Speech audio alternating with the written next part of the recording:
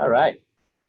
Welcome, everybody, to our conversation today. This is part of our conversation is sort of serving multiple purposes today. It's part of our Emerging Technologies and Creativity Research Lab speaker series.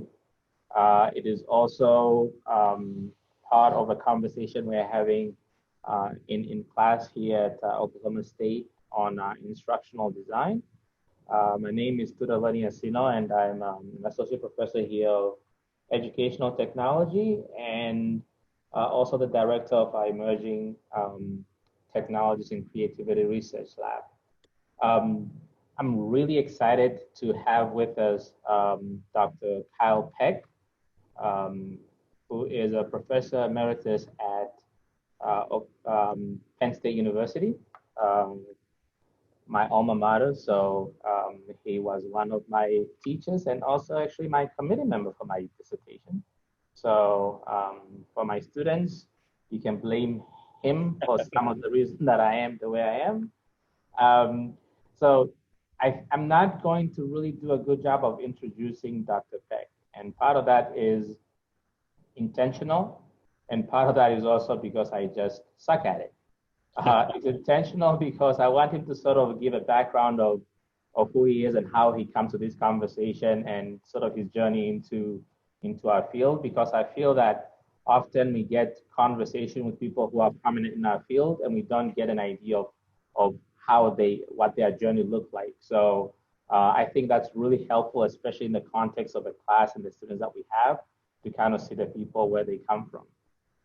So part of the reason why we're having this conversation is because Dr. Peck wrote an article that looks at the future of learning and learning designers, which we read in our class, and it was a really good and thought-provoking essay that raised a lot of questions for us.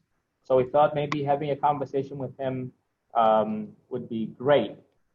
So this is the sort of what you see on the screen is the professional headshots and introduction, but really the reason why we have him here is because there's so many questions that we are having, and we kept coming back to asking ourselves this question here. You know, where the hell is Kyle Peck in all of these type of things? What would he say about some of the things that we are asking, some of the issues that we're considering? So we invited him to come in, and it's a free-flowing conversation. We'll just start off with Kyle telling us a little bit about who he is, and then his thoughts about education in general, educational technologies, and then we'll just get a conversation going. So if you're just joining us, please go ahead and introduce yourself in the chat. And without further ado, Kyle, welcome. Thank you. So to answer your question, where the heck is Peck?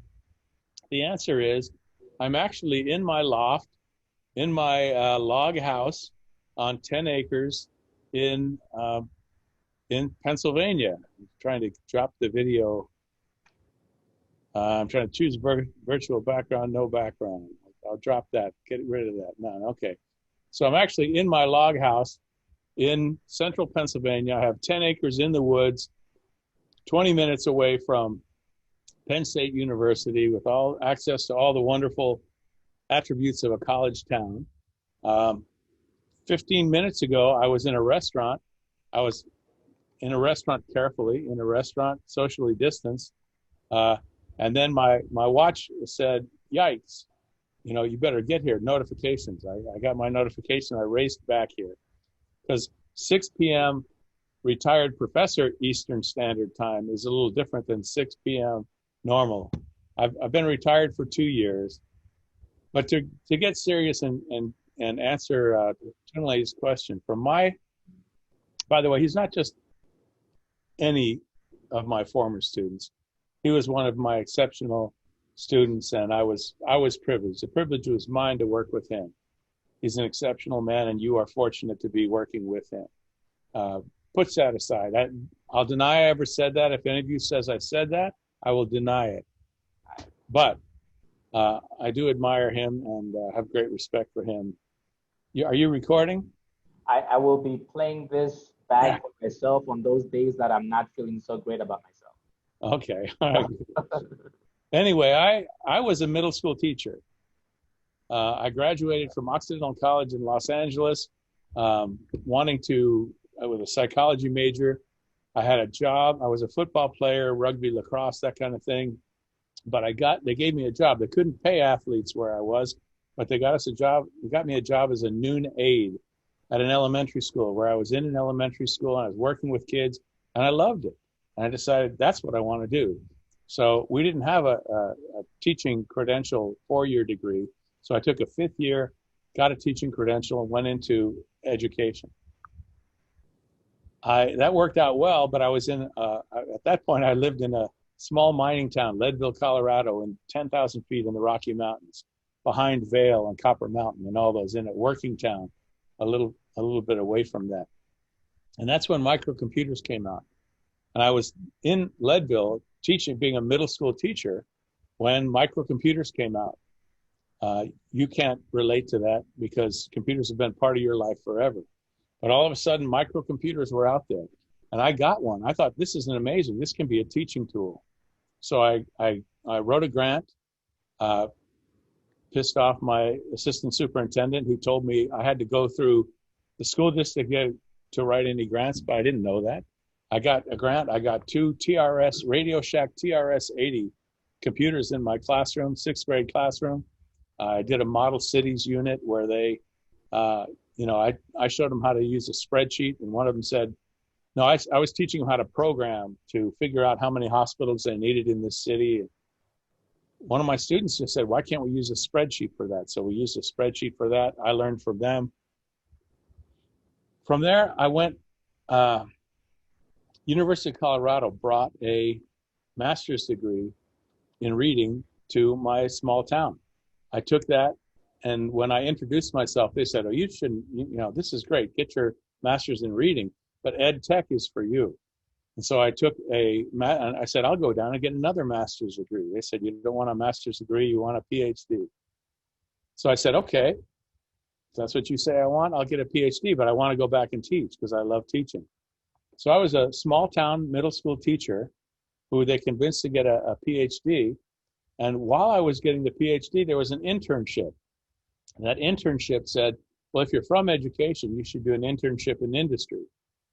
If you're from industry, you should do an internship in education. So I did an internship at NBI Incorporated, which was a company. This is how old I am. See, there's all this evidence of how old I am.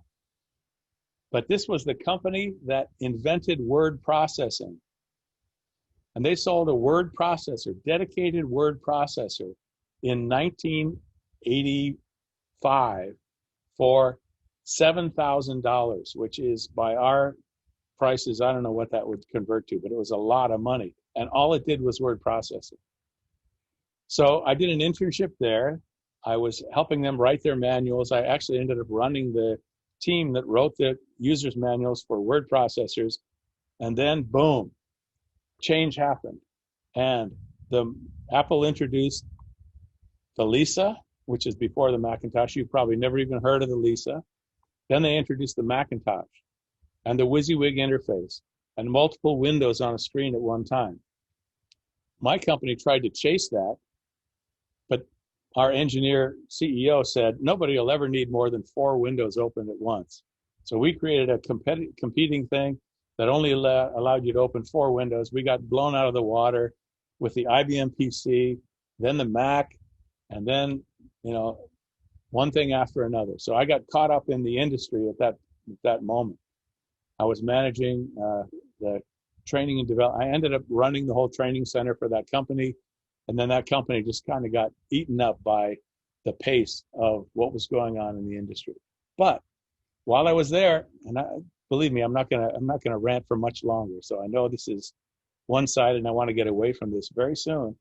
But while I was there, I read a book called Reinventing the Corporation by John Nesbitt.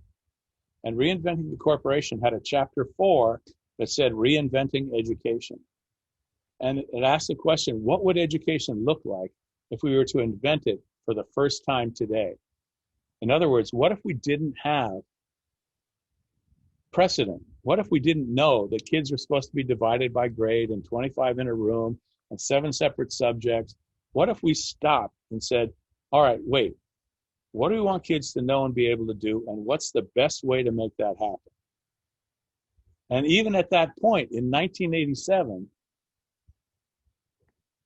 there were a lot of better options than what we have today. But since 1987, one thing after another has happened, and we now have incredible options of what education could look like. I was going to have opened this presentation and share my screen with a picture of my car that I owned when I left for the interview at Penn State, which is a 1947 Chevrolet, which was, a classic old, think gangster car. It was like a gangster car.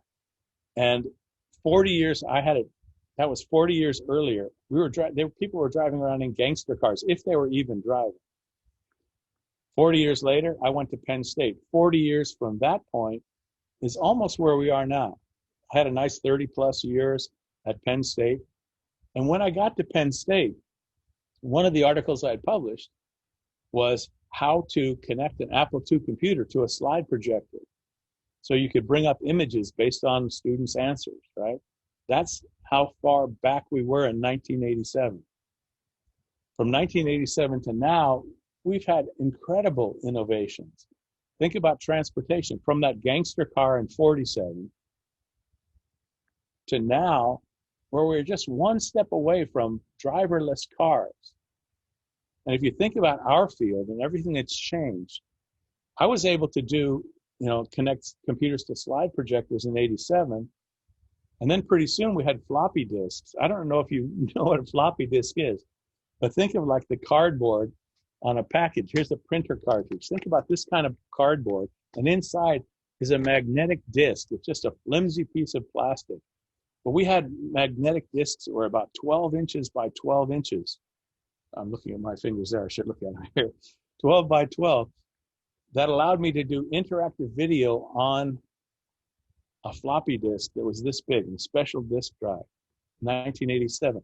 Fast forward to today, we've got artificial intelligence, we've got big data, we've got, the rate of processing doubling every year and a half. We've got amazing opportunities that are out there. And here we are. So yes, I should have started by saying I am an optimist. I believe in technologies and education, and I believe in you. And I believe this is an awesome time to be designing education for people. So with that introduction, and I have like 2 more points I want to make sure happen during this conversation at some point, but I thought I'd open it up for thoughts, questions, comments, but I'd really like to hear from you as well. Fantastic. Thank you very much, Kyle. I think we'll just start off with conversations and questions. How about if you have a question, just go ahead and raise your hand so we can sort of manage this. I'm really happy to see such a good turnout. So how about I put some of my students in class on the spot. So Brandon, go ahead.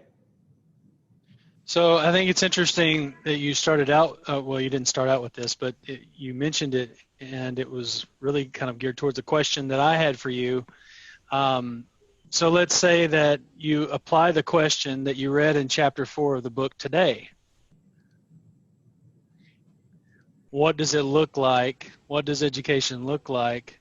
And how does educational technology, with the tools and abilities and resources that we have today, change or improve the way that we educate and engage our youth? Good question, Brandon, as always. I'd like to hear other people's answer to this too. So I'll give you one sort of scenario, but one of the things I discovered is I worked in education, and we ended up starting a charter school here in State College, Pennsylvania. It was based on a lot of the things I thought were good ideas. And one of the things I discovered is that there's not one right answer to that question. There are a whole bunch of right answers because there are a whole bunch of kinds of kids out there. There are, I had two daughters that were very different people.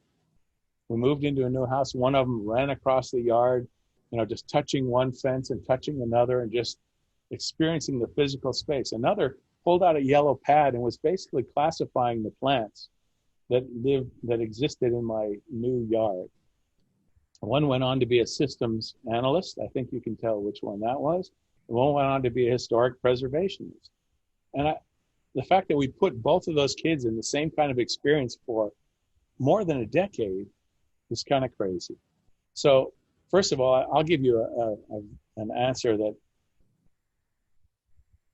works for me, that I would resonate with. And that is, kids working in small groups, in multidisciplinary units, where they're doing real stuff. They're trying to solve a problem in the community, or they're trying to build a greenhouse, and they're learning their math in conjunction with that.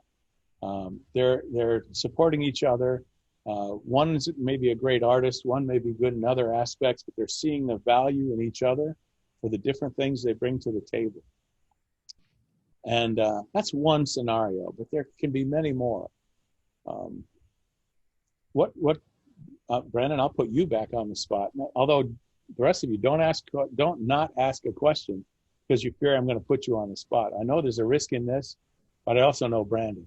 So I'm going to say, Brandon, tell me, what do you think? What would you design if you were to invent education for the first time today? If precedent was out the window and you could put anything in place. Well, and I think what we've seen over the last several months is that virtual and distance learning has kind of been forced into the forefront, where it's been this running stream behind what's been going on for several years. Now it's very much prevalent in our society, and we're having to deal with it. And I think, at the local levels of the schools, we're having to come to this realization that educational technology and instructional design is very important, because you can't just jump on a screen with a classroom of children and expect that it's going to be as it was.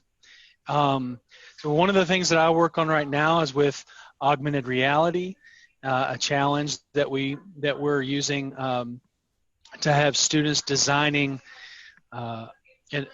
informatics systems for the spacesuit, for the helmet bubble. And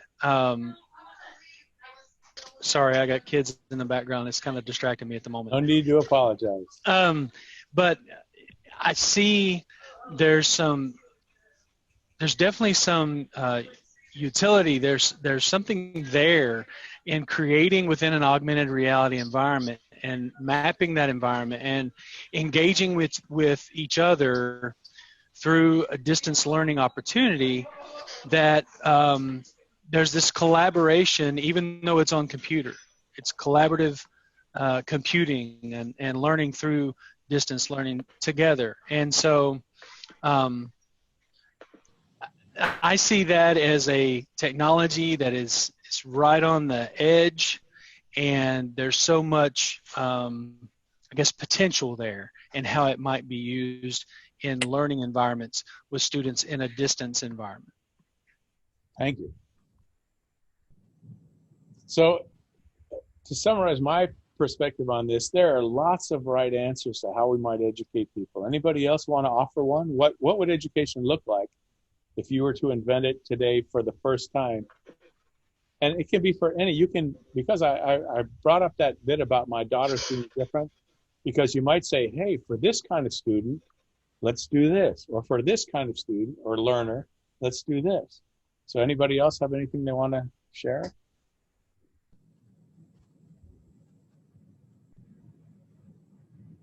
Mike McGlone, how about that? Look at that. Another familiar face came up. Hi, Kyle. I'll kind of jump in too, if it's all right with everybody. Yeah, please do. kind of go along with lines what you were talking about, and Brandon as well, again, still working with NASA and doing an activity. One thing that's a bit different with what I've been doing, like Brandon's, augmented reality is something that you can really share within the technical, computer screen to computer screen, you can collaborate easily on the same thing. But you mentioned building a greenhouse. When you start working with something that's hands-on, at least in today's environment of social distancing as well, is a challenge. But if we didn't have to deal with that part of it, that's what I'm a big advocate for. I remember sitting down with a team of teachers one week and doing an engineering workshop, and we did a series of different events. And then it was, 4 or 5 throughout a week, because we couldn't develop them all within that time frame, but far enough the teachers had a good grasp of how they would use them in the classroom. And then I sat them down in front of the computer and said, all right, go find those standards you have to teach to. All of them. And they went through, and I said, all right, how many were you unable to cover if you use these activities that we did this week? And they couldn't come up with anything. And it goes back to your point. So, it's gone, to me, it's gone under different names, project learning or all these kinds of things. When we can give them a task that is real world, brings everybody about. I guess I'm just agreeing with you, Kyle. I love that. There's nothing wrong with that. Nothing wrong with that. But that's what I would take back. If I was going back in the classroom, I'd be bringing that more and more where I could, using whatever resources, whether I had invented myself or like reaching back to resources like we provide through NASA to do these kinds of activities, because they are real world. We have things that students may eventually, and then this is even at the middle and high school level, they're doing things that could eventually find their way on a mission to outer space. And that really, and that excites them as well and keeps them engaged with all the things they have to learn. When you have middle school kids having to learn a little algebra 2 and trigonometry just to get some of their work done, and they jump in it because they want to, that tells you the power of what some of these things can do. Yeah. So I would be bringing that to, if I could reinvent education as I'd like to. Well, when you talk about the real world nature of things, that brings to mind this concept of transfer. We teach people things, and then we know that unless we teach them how to transfer that, you have near transfer, far transfer, your instructional design students, I know you've heard all that. Why not just teach it to them in a context? And then you're one step closer to making that transfer automatic. So everything you're saying is making sense to me. And we've created a very, very artificial environment in which we do education for kids. I understand part of that's because we put a whole bunch of them together with 1 or 2 adults, and that's artificial to begin with, and we have to manage behavior, and we have to, the schedule is determined by how much time parents are working and things like that. It's not based on logic. So we don't start with, what do we know about kids? What do we know about learning? What do we know about the future? And then what would we build? That's kind of been my approach. What do we know about all those audiences? But we have to be sort of sensitive to the fact that there are a lot of other constraints. That one of the big reasons public education exists is we serve a daycare function. We also, in many school districts, serve a very important healthcare function as well, and a lot of other functions. So we need to understand that the system we're part of is not really all about education. So we need to be considerate and understanding that, we're funded to do a bunch of things, and learning is one of those. But what we really need to do is engage kids and help them understand that they are capable learners. I don't know how many of you knew Mike Hannafin. He was my advisor. He was to me what others have been to all of you. And he and I had a conversation a few years after, maybe 2 years after I came to Penn State, where we sat down as the school year was about to begin and said, man, I don't remember whether he said it or I said it. He doesn't remember either. Or didn't remember either. I just hope my kid makes it through one more year without being turned off to the whole education process. And then we said, wow, that's a terrible thing for 2 professors in the College of Education to be saying. Then we said, what's going to make the difference in whether this is the year where my son loses? My daughters, I didn't have to worry about. They were good. my son loses contact with himself as a learner, and school becomes a burden and irrelevant. And the answer we came up with was it's the relationship between the teacher and the student that's going to make all the difference. We agreed on that. There was no, they're like, yeah, that's it. And then we said, okay, what are we doing in the College of Education to build the relationships between kids and students? Since that's the key piece. And yet we don't teach how to create that relationship. We don't emphasize that relationship, but that's so huge. And then sort of the systems thinker in me got kicked off. And we said, wow, it's about all kinds of things. You know, this education problem, this learning thing, it's about emotion. It's about self-confidence. It's about, you know, we could go on, and maybe we should in the chat. What is it about? What factors are important? I'll go ahead and try and plaster this into the chat. What factors are important in, how should I even phrase this? What are the important factors in creating a, let's just say, an optimal learner?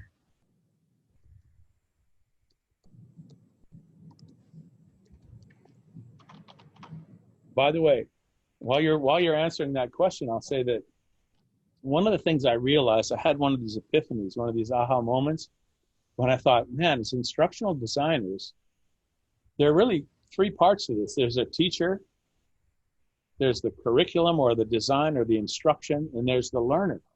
And we focus a lot on the teacher, and we focus a lot on the content or the instructional design. And then there's the student. And we just kind of let that one hang out. You know, we don't, good teachers don't. Good teachers form relationship with families and do other things, but we really haven't focused on creating an optimal learner. Now, with technologies these days, we're focusing on supporting learners with technologies, using technologies to enhance and to shore up, to increase the potential of learners. But, all right, so I'm going to check out this, all right, authentic social component. Absolutely, social component. Stacy well said. People are saying we got to get back to school because it's the socialization of the student. That's important, and I agree with you. But then why do we say come in, sit down, be quiet, don't talk to your neighbor, and listen to 7 different adults talk to you for 42 minutes each? That's not how you build socialization. Good point, Stacy. Thank you. Yeah. Curiosity. I love that too, Amina. Resiliency. And that's, by the way, I love these answers. A lot of them are really hard to do. They're a lot harder to do with some learners than others, right? I think my granddaughter's creating resiliency. One of them's already like, she's beyond that. I'm worried about her just running people over. And, you know, she's, you know, anyway, the other one has a softer side and cries. She's just entered kindergarten. She's still crying when we drop her off at school. But anyway, good points.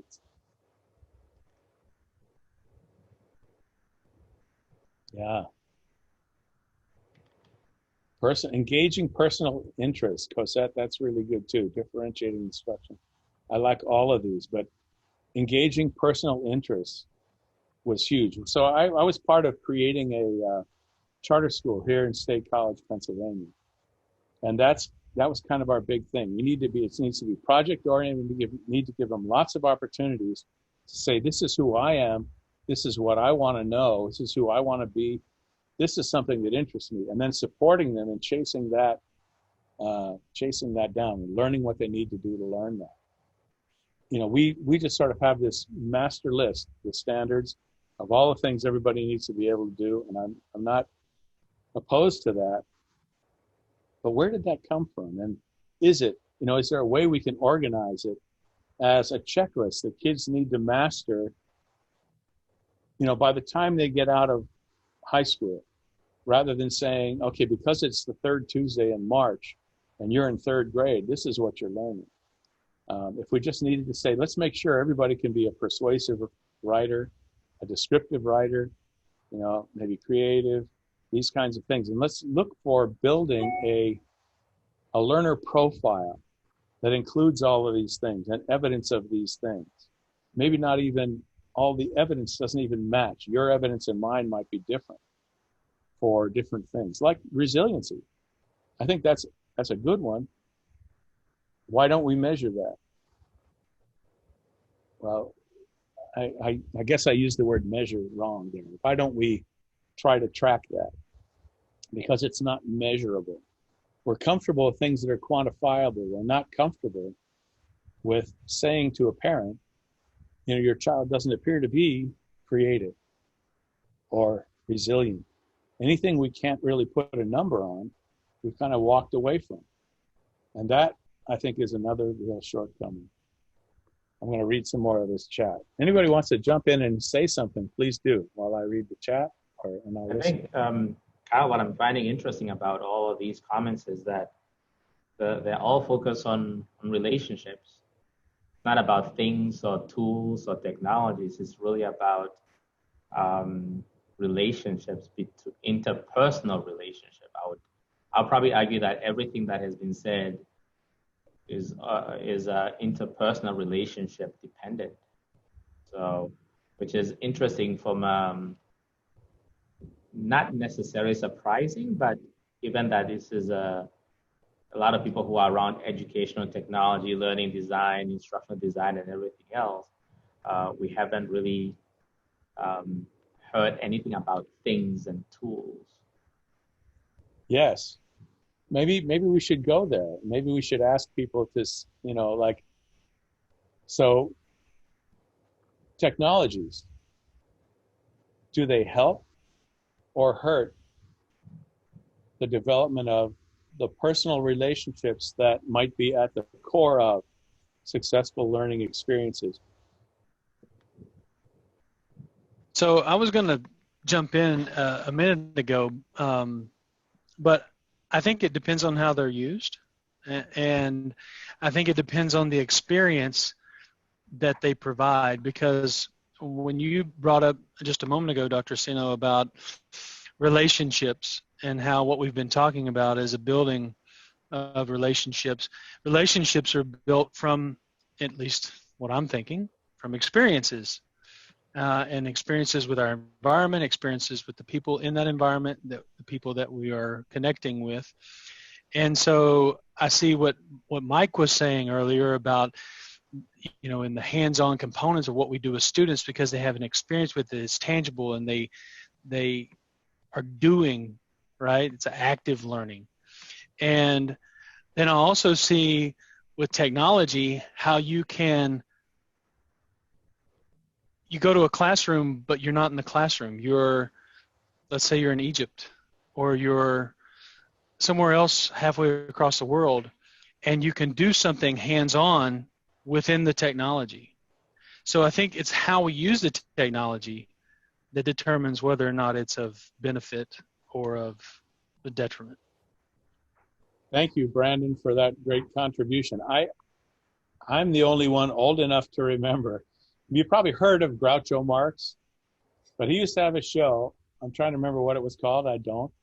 But he had a show where he would just engage people, normal people from the audience, in a conversation. And there was a key phrase that he was kind of going for. And when they said it, there would be like buzzers would go off and horns, and an actual duck would fall from the ceiling on a spring. And he would say, that's it. That's the $60,000 whatever. My second point, I said I have like 3 points I want to make during this section. One, you just hit. And if I had a duck, I should have had that. If I had more time, I would have had a duck on a spring that would drop down. When you said, it depends. Because that's the right answer to every question in our field, basically. It depends. It depends on so many things. who the person is, what the relationship, what technologies are, what previous background we have. So I have a background with some of you, but not all of you. I know Ross Perkins and Jerome Bremen and Tudelaney and Mike and Brandon from previous relationships, and there may be others. I don't think I've even seen all the names yet. And so we have something that I can build on, and I have a conversation there. There are others here I know are probably even better than Brandis and Mike. I mean, come on, really? But no, I'm just kidding, but I don't know them. But the point is, it depends. The answer is it depends on a lot of factors. And that's what makes teachers so amazing, is the great teachers have a sense about on what it depends. And they understand. And to me, now that we've had this conversation about relationships, I think a lot of education depends on relationships. What are some of the other things that it depends on? I'm going to type that in so we have a break in there. I think, Kyle, while you're typing, I wonder if Keith, you had typed in a question earlier, and I think you might have gotten lost. If you feel comfortable. Okay, the question I typed in earlier was, let me see if I can find myself in here. I like the active chat box. I can see you've done well, Tudelaney, at encouraging people to be active even in what might otherwise turn into a deadly, quiet conversation. Shall I ask my question, Tudelaney? Yes, please. Keith, go ahead. So just throwing it open, especially to you, Kyle, but to all the panelists and everyone there, and hello from a sunny Sydney morning here.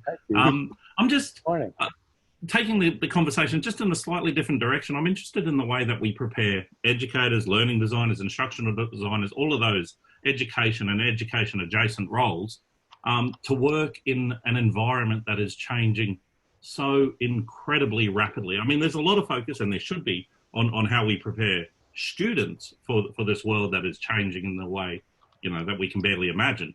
But I'm thinking about all those initial teacher education students that are going to be out there working with students. And I'm just wondering, how do we teach them the skills that they need to be able to make best use of these tools that are changing almost overnight?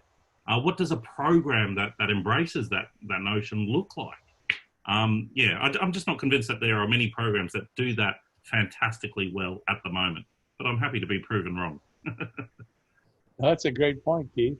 I don't know if anybody else wants to jump in there, but I'll take a quick shot at that. You reminded me of a videotape I saw of one of those professional development speakers in the K-12 arena. I don't even remember her name, but her prime message to teachers was, you are the most important person in the classroom. And then she went on to say, it's because of, all you bring, and so I think we need to tell instructional designers, you are the most important person in this process, because you get to determine what happens, on what it depends. You get to figure this out, but you need to understand all these other things are there. I was also reminded of the instructional design process is a problem-solving process. If you think about, Dick and Carey model or whatever model of instructional design you have, you can use that to solve any problem. I mean, needs assessment, right? I mean, right through the line. So perhaps a basic, maybe one reason we need so many more designers is that the days of designing for the masses are over. We need individualized instruction. Not that just only one person can learn this way, but we need to be getting out of this group-based mentality and creating learning experiences that make sense, that can be delivered to someone who has the prerequisites, who doesn't know what they're about to learn, and that has the appropriate supports that can allow that person to be successful. So I don't even know, maybe an instructional designer, I'm just brainstorming here, maybe that's a bad idea. Maybe it should really be a team of people that are designing, and maybe maybe I should be the designer that's thinking about learners with particular set of, a certain profile of learners. And maybe we're all trying to design for the same content, but we have different types of learners that we're building for. And then add the big data scenario over that to where it may be that, that Jeroen Bremen is not the kind of learner I thought he was. Maybe he proves to be a different kind. And we're just prescribing and giving him a certain amount of agency to choose different, modules or different pathways. So maybe the whole independent designer is questionable, or designing, I don't know. Talk to me. Yeah, interesting. Yeah. Can I ask another question off of that, Kyle? We met years ago. You may not remember me at all. But I think maybe I do. Okay, where did we meet? In ACT, we met. Okay. All right. To piggyback off of what Keith has just talked about and you just elaborated on, what do we say about societies and systems of education? We talk about the individual instructional designer and that position there within that whole system. But when we talk about educational institutions as a whole, and we see how you say the teacher is important, but the system doesn't respect the teacher as being important. So that there's this pull and tug, right, within that system. That pull and tug also suggests what knowledge or what they can do in that space on a particular time, and how much all of these different challenges that come in there, and they still have to deliver and do and produce. What are we talking about the broader spectrum of education systems? Because they're different wherever we go around the world. And what can we teach them as educational designers, instructional designers? I think we can, but I don't think governments are listening. I'm not sure institutions are truly listening. What do you think about that? I love it. I love what you say. And I think that, again, it's what happens when you say things, my brain just goes, bing, bing, bing. I have all these different reactions to what you're saying. And one of those was, I think that because learners are different, because different kinds of content requires different kinds of approaches, what I've always wanted to see was, and again, it depends on the age of the student, the particular trajectory that the student's on, the interest level, all kinds of emotional factors and support systems and all that. But I would like to see a board of education as the keepers of a portfolio of options that are available to the community, right? Instead of trying to say, as my district is, I live in State College, Pennsylvania, a very good school district, but they want everybody, every educational experience to be the same. They don't want middle school parents of middle school students to say, I want my kid in this school or that school. They want to say, no, it's all the same. Doesn't matter which school your kid goes to, it's going to be great. Rather than saying, well, let's understand your student better, or what's in your, and I'm stopping myself because I don't want parents to say, here's what I want for my kid. I don't want that to be the determination, but what will work best for your child? And, we need to figure that out and know that we're probably going to be making adjustments all the way along. I think this for my daughter that ran from one edge to the other, who was very, physical and was engaged in a lot of different sports and all that stuff, kinesthetic learner, if you will. I mean, maybe this approach would be best for her. But I'd love to be able to say, instead of saying, okay, they're both, blah, into the system, I think we should allow individual educational providers to offer options that make sense to them. I'm convinced that anyone in this conversation, I know some of you, but not all of you, but I'm still convinced that any of you could create an educational system that makes sense for a certain profile of learner that you choose, for which you choose to design. And I think that this may be where we're headed. Not right away. I mean, I spent 30 years trying to make some rudimentary changes in education. It's one of the toughest beasts out there. But if you think, when you drive along the highway, you stop at a rest stop, you go in, there's a coffee machine. It's a coffee machine. You know it's going to be bad coffee, but there are like 89 different choices. I'm exaggerating.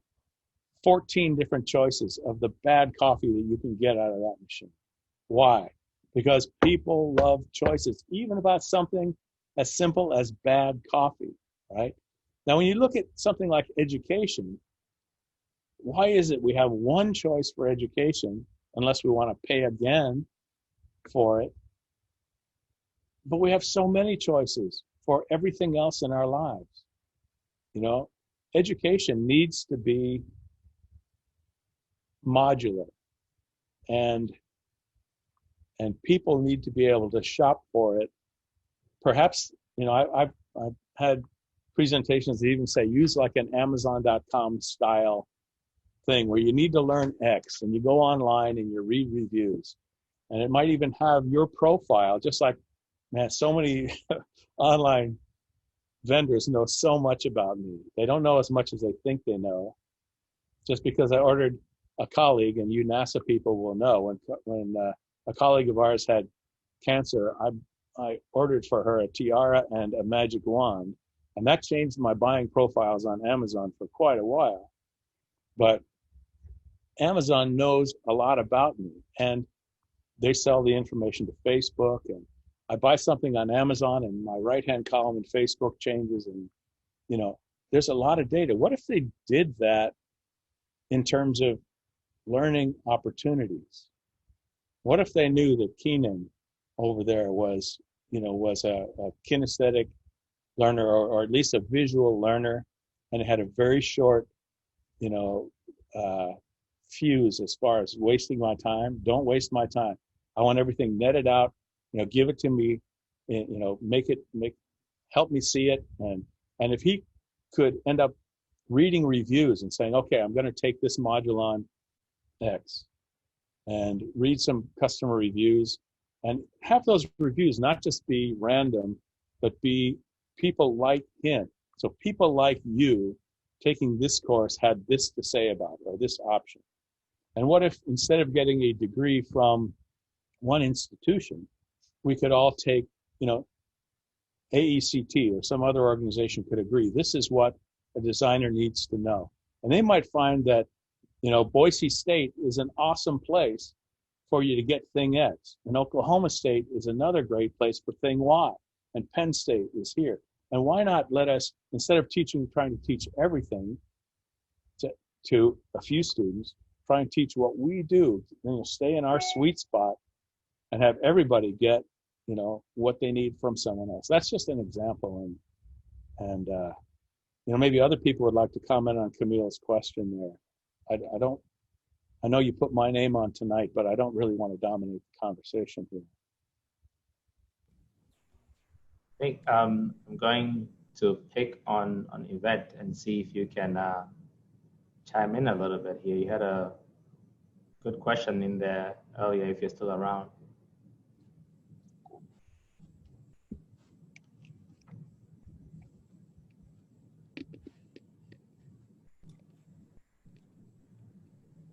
I think might have some connectivity issue, but Yvette had typed in a question earlier about a lot of the stuff that we're talking about IT and not necessarily technology.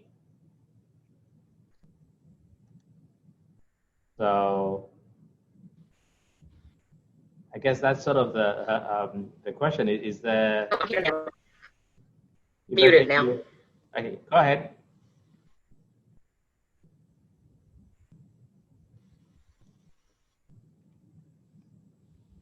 Can you hear me now? Yes. Are you able to hear me? Yes. Can you hear me now? Yes, we can. I feel like for a moment we were really talking about I'm here now. Can you hear me now? Are you able to hear me? We were really talking about IT, and I know I'm wondering if in our learning designers, and maybe even in academic, there may be some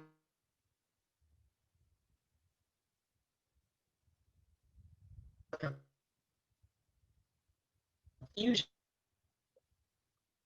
if you will, over the two, and maybe IT has been put in place of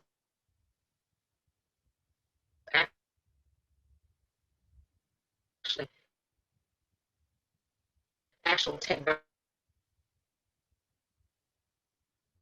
and the scientific knowledge that can be applied to certain situations or assessment. But I think you might have to type your question in because it's coming out choppy. So for a moment, I felt like we were talking quite a bit about the use of IT as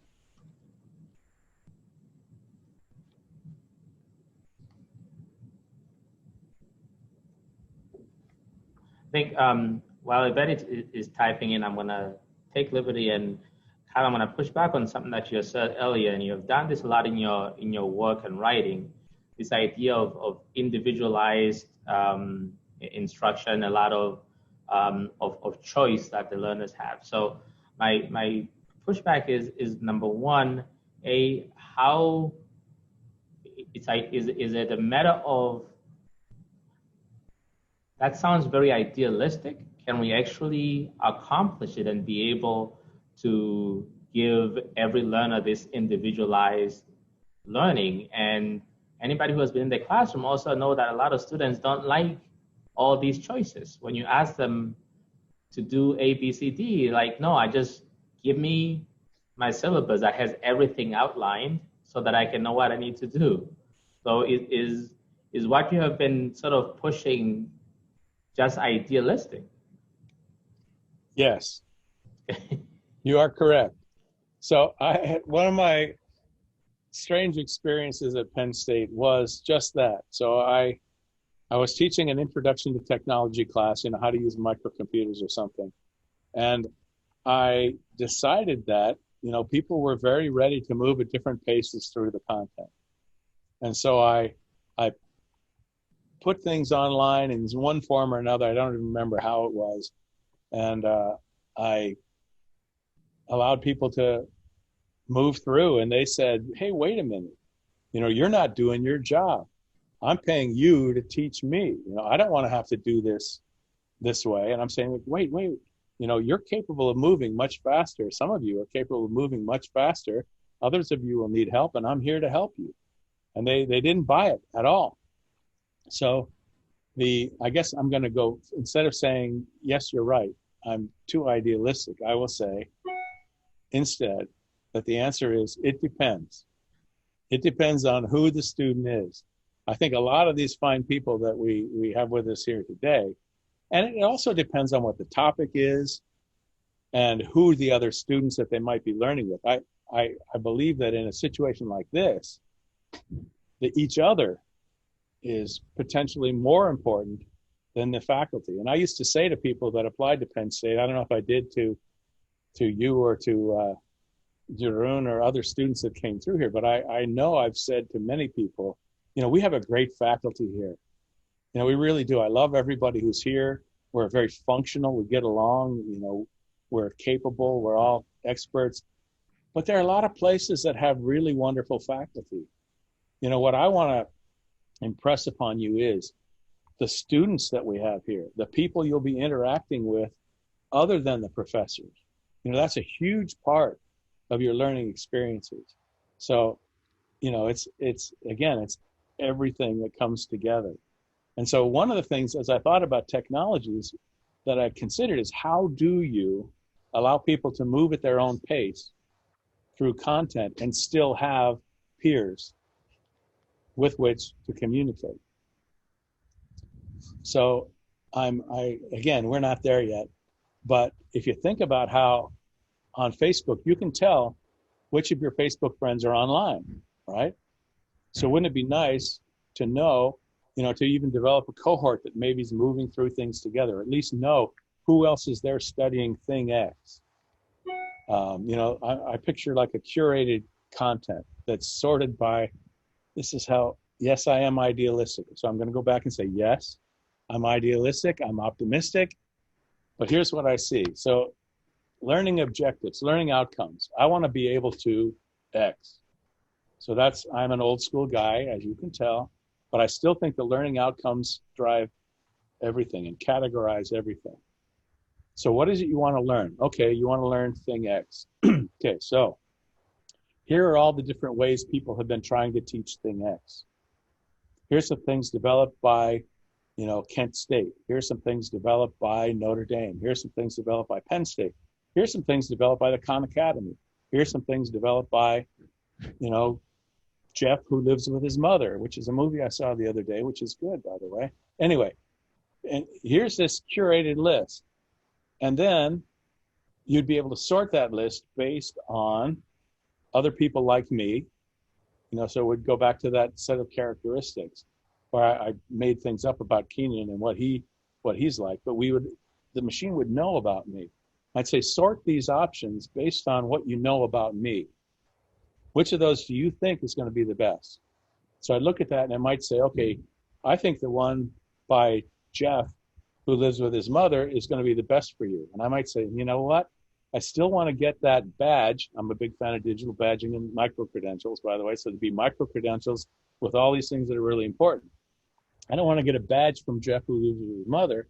I want to get that badge from, Boise State. And yes, Ross, I do know that your turf is blue. That was probably a brilliant move, just to differentiate you. And, I think that's almost as brilliant as whoever sold the advertising space on top of the backboards in a basketball game. You see that overhead shot, you'll often see like a URL on top of the backboard. Anyway, my point is that there are lots of different reasons that will go into my choosing of a certain way to learn something. And in the end, to get an instructional design degree or some other, credential, I'd have to tick off a lot of capabilities that have been defined by a professional association.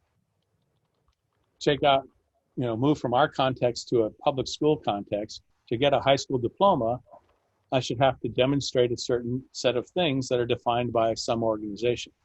You could put standards in there, but you might want to get away from, the hundreds that exist today to some real capabilities. Like, well, anyway, we won't spend time on that. But anyway, so that's what I'm saying. Yes, I'm idealistic, but imagine, that's John Lennon, this thing. I'm crazy, but I'm not the only one, right?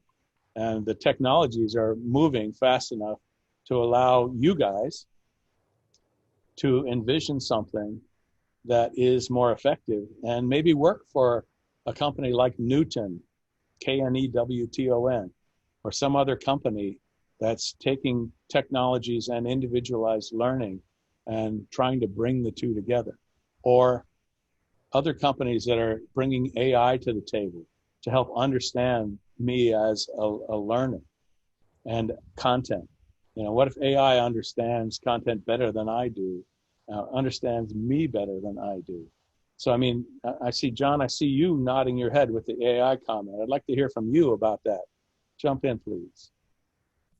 I was just going to bring up about artificial intelligence and how it could possibly use in that notion to learn the subject and adapt to its needs in a more, I guess, better than what we have currently. I think it's constantly evolving as we go through the iterations of different technologies, but the AI is constantly evolving. And then, as you were saying, how that could possibly be used to, adapt to the needs of that learner, but in a more, I don't know, I can't think of the word, but just in a way that makes it even more personable, I guess, to some degree. Yeah. But I think AI is a big component of that, and all of the algorithms that are being written. There's a documentary on Netflix right now that talks about the social experiment and how they purposely design these algorithms to change our patterns in our brains to function a certain way, to drive us to do certain actions as it relates to social media. Yeah, there's a lot going on. And one thing I said, I had like 3 things I wanted to make sure I sort of laid out there for you guys to think about. The third one is kind of related to that. There was a book. Now, I'll confess, I used the audiobook version when I was driving across the country. It's a book called Abundance, and it's by Peter Diamandis, the guy who created the X Prize. And let me get that window out of the way. And another author, Stephen Kotler. And what they talked about is, the title is Abundance, and then the subtitle is The Future is Better Than You Think. And what they were saying is, they brought up the concept of a J curve. Do you know what a J curve is? Things are invented and they kind of go through these stages, and then all of a sudden they hit a rather rapid upswing where they start, becoming really important and really increasingly valuable. And he had different chapters on things like energy and talked about the J curve that the energy industry is going through. And he talked about, different fields, economics. He talked about, economics with microfinance and all kinds of things. And there are many forces that influence learning and what people have to learn. By the way, he was saying like energy. If energy, he stresses the interrelatedness between all of these, each of which is growing rapidly and each of which feeds others. And he mentioned, for example, if with changes in the energy access to energy, women in Africa don't have to go out gathering sticks to cook dinner and keep, and energy allows them to have more time to devote to things like education. So, each of these things, medicine, you look at the changes in medicine that are taking off, and those things feed each other. If healthcare and energy are taken care of, we have more focus we can put on other things that are important too. So AI is one of those, machine learning, AI, big data, just sort of the computer industry. Technology is another, several different categories perhaps. I don't remember what categories they were, but it kind of blew me away and said that if we decided we were going to take advantage of this, we could solve all the world's problems by, and I think he said 2040, but guess what? We didn't. It depends. He was saying it depends, but if we optimize this, we could really bring all these forces together that have the potential to lift everyone and pretty much solve the world's problems, hunger, etc. But do you feel it can move too fast though? Like where it may be advantageous to slow the rate of that progression or strategically hold things back as it relates to the progression of the technology? Yeah, but we can't do that. So it's weird in that, these things, so many different people have control. I'm reminded of a statement that said, education, and they were talking about public education and progress in public education. It's like a bus on which everybody has a brake pedal, right? It's like anybody can stop it and slow it down. But these technologies out there, perhaps nobody can slow it down. So, yeah, it's really going to be interesting to see how all these trends are governed. I don't mean by political, but like a governor on a vehicle has a governor that won't let it go to a dangerous speed kind of thing. And I don't know whether these things are going to be used optimally. I'm also reminded of John Nesbitt Alvin Toffler in a book called Megatrends, talked about stages that a new technology goes through. And it's like, first stage was path of least resistance. Somebody says, I can make $1 with this. I can make $1 with this. Let's do this easy, obvious thing. And then stage 2 is that technology is used to replace an existing technology. And that goes well. And then we had online learning. We got computer-based learning. We have classroom learning. We have computers. We have computer-based learning. And he said, and that stage can last a long time. But then ultimately, somebody asks that John Nesbitt question, what can we do now that we could never do before, given the presence of this technology? But when you take the abundance kind of approach to everything, you say, what can we do now that we couldn't do before, given the advances in energy, the advances in medicine, the advances in technology, the advances in what we know about how people learn. You know, if you put all those things together, man, it's hard. I can't say with confidence that anything you mentioned couldn't happen in 5 years, right? There was another tech speaker. I'm blocking on his name now, but it'll come back to me. He said in a podcast, and I just had to stop the car. I was listening to this, I don't know, 15 years ago or 10 years ago as I drove down the highway. I pulled over and stopped the car when I heard him say that if you can imagine it, as far as educational technology and learning goes, if you can imagine it, it's probably closer to reality than it is to fantasy. And if you think about that, if you can imagine it happening, you know, what pieces are required and how close are we to that already? And, you know, can you say that's not going to happen? You can think about it, and especially those of you who are into the augmented reality and virtual reality kinds of things, you're going like, yeah. So, Dr. Peck, I think what started me even in what I'm doing now, 18 years ago, I went to NASA Langley as a teacher and sat through a 2-week workshop and received boxes and boxes of materials in paper form to take back to my classroom. But while we were there, we were introduced to a speaker who was a technologist at Langley. He was, I don't remember his exact title. He was kind of higher up on the chain. And we were told by the Office of Education Director at the time that he brings this person in every time because he challenges the audience. And this audience is teachers. And he comes to do a talk on the future of education. And he proceeds to tell us that brick and mortar schools will not exist in the future. And he tells us that not only that, but that it'll be possible for students to speak to an artificial intelligence to learn about physics from Albert Einstein, from an avatar of Albert Einstein, who contains all of the knowledge and intelligence of Albert Einstein. He goes even further to talk about basically low jacking the brain to where you're basically transferring knowledge and collective experience into the brain or into the mind, I guess you could say, of the learner.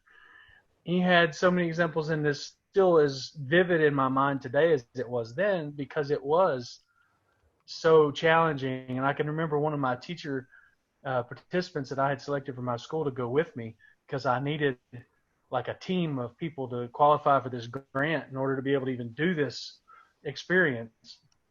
And he was so mad, like he was livid that you could say that we're going to, not need the teacher in front of the classroom as the way it is, the traditional, like we've done it. But that artificial intelligence and it's like, I'm seeing this and I'm thinking, wow, you're right. That could be right around the corner. Yeah. And, just to add one thing to that, I know I want to get other people talking, but imagine if, first of all, none of us really believes that's not going to happen. It's not going to be possible in 10 years. But imagine that with the understanding of what we talked about earlier, with the importance of the relationship between the teacher and the kid. What if the teacher's job was to create that supportive relationship and to create that understanding of the student and to create motivation? We all know how important motivation is. If you look at different kinds of learning outcomes, there's this whole affective scale that we just kind of say, yeah, and this exists. Now let's put it over here and focus on, the other aspects, the cognitive. And that's exactly it. And I'm glad that you took it to that, because this person giving the speech, I don't know if they had an affective domain.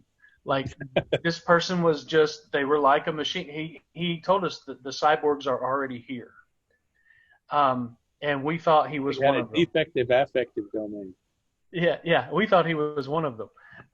But it's just that. It's that relationship is now maybe it's transferred to the person who's designing this experience for the students to have and to interact with. And yeah, I'm gonna interrupt for a quick second here because I'll be remiss if I do not recognize our participants, especially who are joining us all the way from Australia and the Caribbean, especially with the time differences. Thank you very much for joining us. And I know some of you are students, so please feel free to ask any questions that you want. All of us really are students when it comes to this conversation about the future of education. So I hope everybody will be free to do that, regardless of whether you are in Oklahoma or elsewhere. I also want to recognize that we are over an hour. I want to be respectful of everybody's time, especially Dr. Peck for volunteering. So maybe if you're right with maybe just about 5-10 minutes for us to wrap up. Sure. Well, I said I got my 3 points across already, so I'm good. Let's let somebody else take it from there, and I'll chime in perhaps for a moment from time to time. But I think I have Yvette's question here. I don't know if you got a chance to look at it. She's basically asking, what technologies do you recommend that find solutions to relationship challenges, environment issues, and possibly causing barriers to full learning? Thank you, Yvette. That was a good question, and thank you. I appreciate your perseverance through all the barriers that were between you and I. And I'd just like to say that, as Brandon I think mentioned, the technologies that we're using now have, taken us a long way in the direction of being able to deal with that, the relationship challenges. So when learning on computers was devoid of faces, I saw when John got excited about the AI thing, right? And I know a little bit more about him because of that. I could tell, but right as I started talking, I don't remember who it was, but there was somebody who looked pretty much like he was asleep. And those kinds of things. And once when my students came in on Zoom, one of my students was, I saw this arc over the thing, and she was actually driving while I was teaching, and it was an undergraduate class. And I found that rather frustrating. But the fact that we can now see and hear each other, so we can see facial expressions, we can hear intonations and voice, that's huge. And in the future, maybe it goes holographic and maybe we got 3-dimensional. I don't know if that's as important as just being able to see and hear each other in real time. Now, having said that, I think there are advantages to different modes of technology when it comes to relationship building. When technology first emerged, and I was at Penn State, my email address is P16, which means I was the 16th person with the last name P to get an email address. Now there are 3 initials and 4 digits after an email address at Penn State. So in the early days of email, even then, I had a student come to me and he was crushed because his girlfriend found a new relationship on email. And it was saying to me, like, how can that happen? She hasn't even met this person, who was female, by the way, but she hasn't even met this person. And the answer to me was, you ask me to talk now, on the top of my head, I give you like an initial reaction. As I mentioned before, you're saying things and my brain's going in different ways. But if you send me something in an asynchronous communication, you don't hear my knee-jerk, perhaps silly or uninformed reaction. I can think about that. I can go, do a little research. I can give you a deeper reaction. If it's a relationship question, I can think about this instead of just saying, oh man, how could you even say that? I can think about what's behind this person saying that. And I can react in a much more sensitive relationship supporting kind of a manner. So I think that we're all learning in terms of this. We're all learning what having these technologies between us is doing in favor of and against forming relationships. But I guess we'll find out, right? But that's a great question, Yvette. And let me know as you start figuring that out. Let me know what you come up with.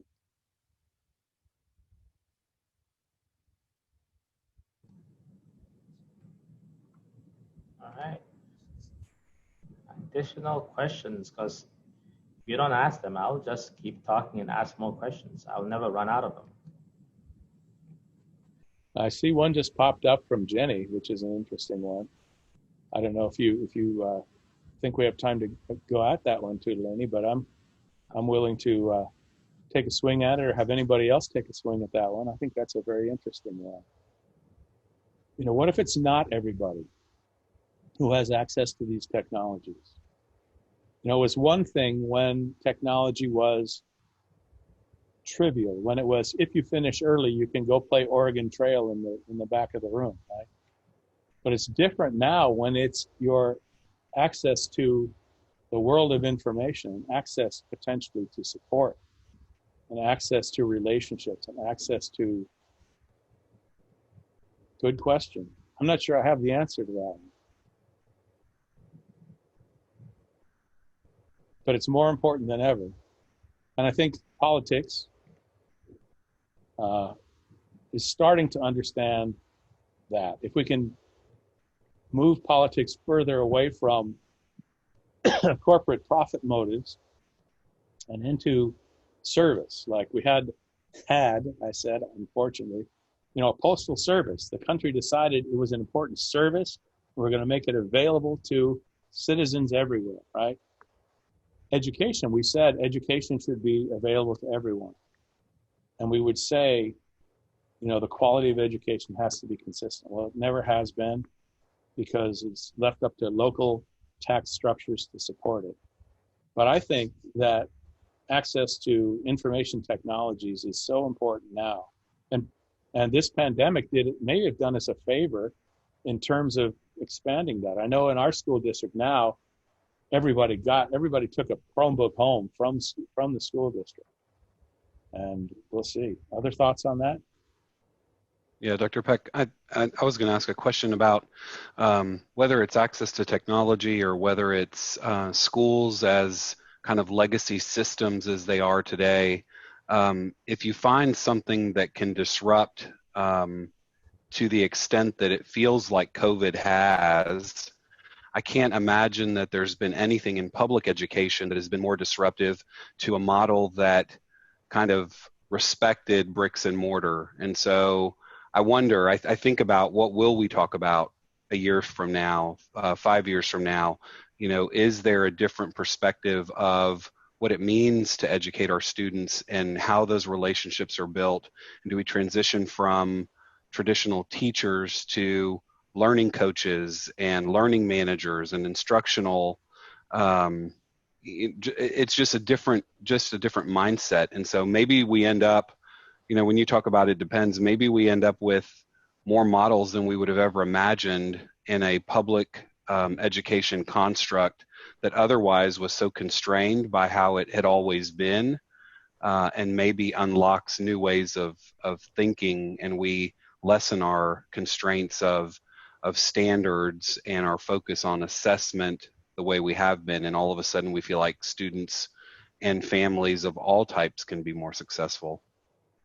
Thank you, Arturo. That's a great contribution to the conversation. It reminded me, Bing, of a conversation I had. I was on a panel, some video panel, and I was sitting next to a high official from the American Federation of Teachers when I said, you know, I think maybe the word teacher should be gone. I mean, that's not the real role I'm looking for.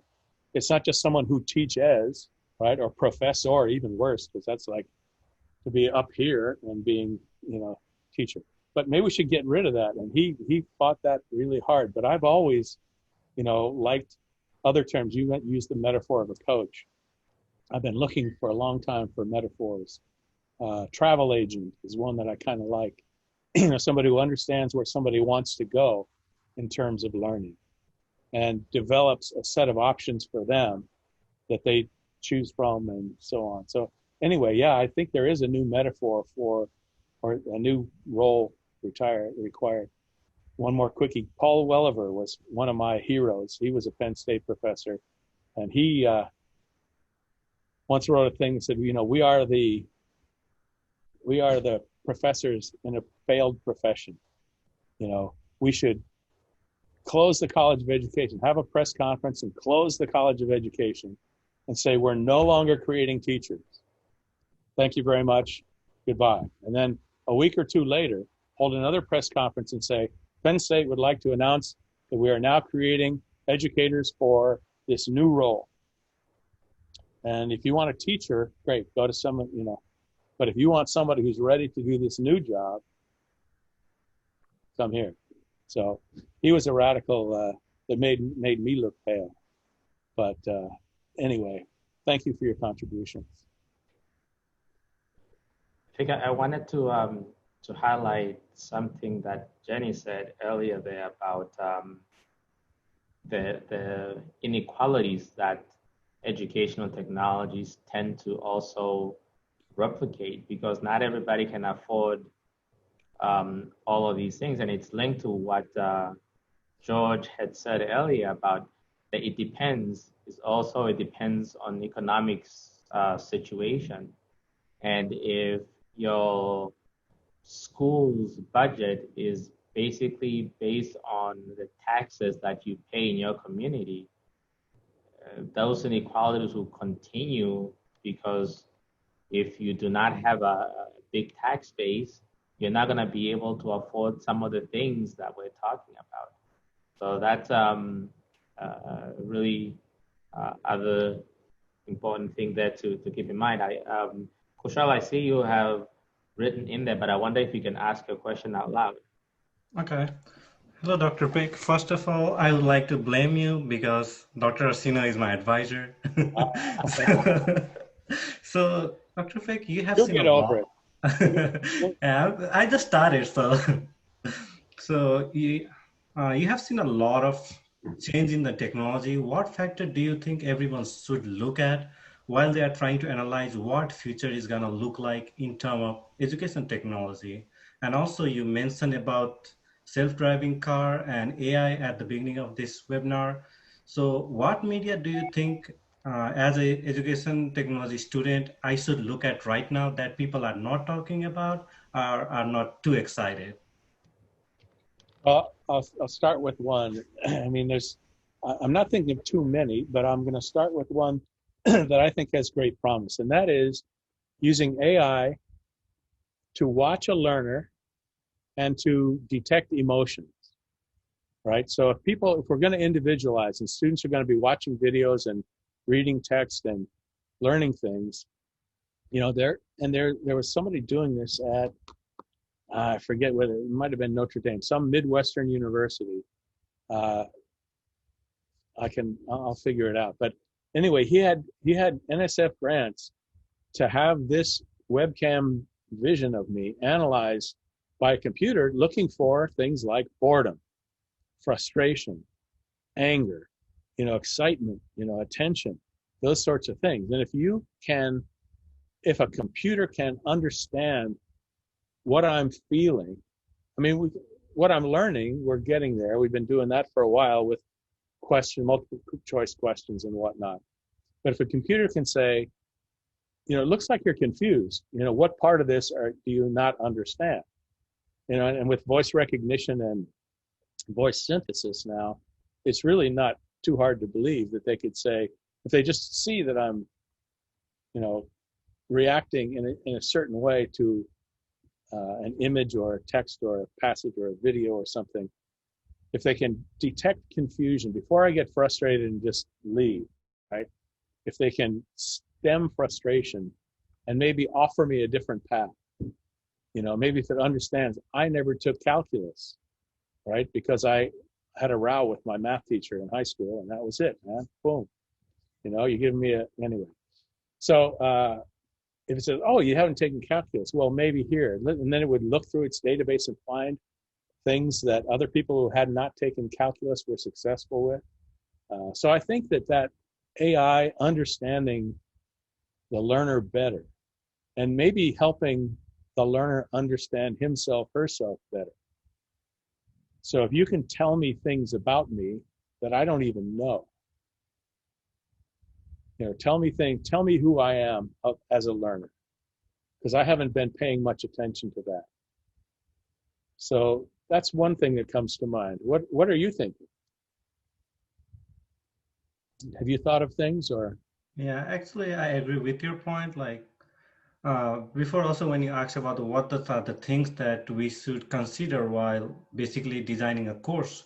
So one of my answer was actually like, we need to understand the need of the students. So yeah, if we can do that through AI, that's gonna be something else.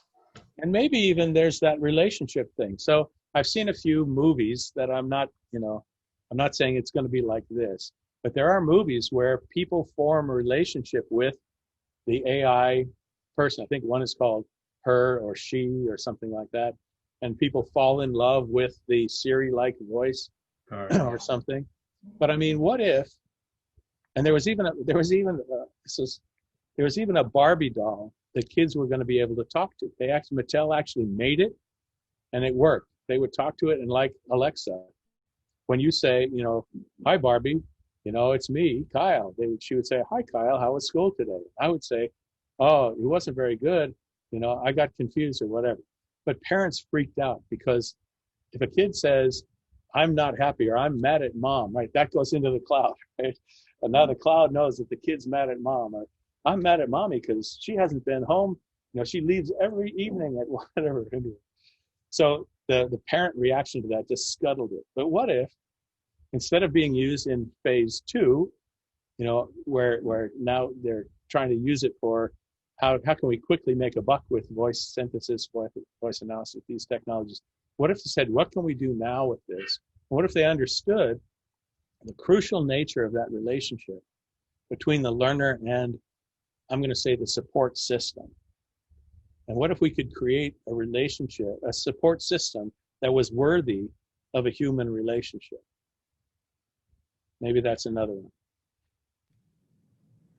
I think that is a brilliant question to ponder for as we end. So today we have this conversation every last Wednesday of the month. So, and for my class, one of the questions that we have been thinking about is what are some research that we can be thinking through? And I think tonight we covered a lot of different things. So I wonder if you can all unmute yourself and give Dr. Peck a round of applause. There we go.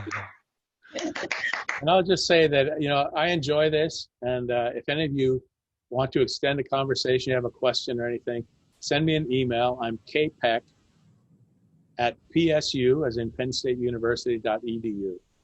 And I may not, as you can see, I'm into long answers, so I may not answer an email, but I'll just say, hey, it sounds like a good thing to talk about. When's good for you?